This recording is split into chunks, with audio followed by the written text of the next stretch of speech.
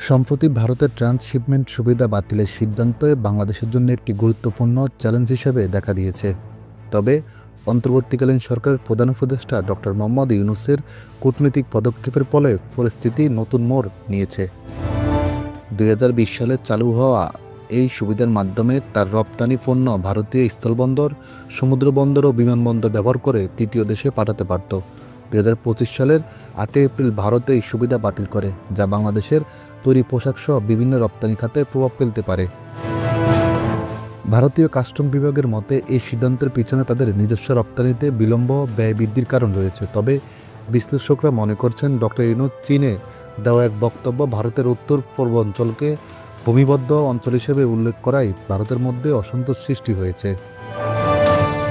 ভারতের সিদ্ধান্তের পর ডক্টর ইউনূস দ্রুত কূটনীতিক তৎপরতা শুরু করেন। তিনি ভারতের প্রধানমন্ত্রী নরেন্দ্র মোদীর সঙ্গে আলোচনায় বসেন এবং বাংলাদেশের রপ্তানির স্বার্থে রক্ষায় বিকল্প পথ খুঁজে বের করার উপর জোর দেন। বাংলাদেশের বাণিজ্য উপদেষ্টা শেখ বশিরউদ্দিন আশ্বস্ত করেছেন যে ভারতের এই সিদ্ধান্ত বাংলাদেশের রপ্তানিতে বড় ধরনের প্রভাব ফেলবে না এবং সরকার বিকল্প রপ্তানি পথ খুঁজে বের করার জন্য কাজ করছে।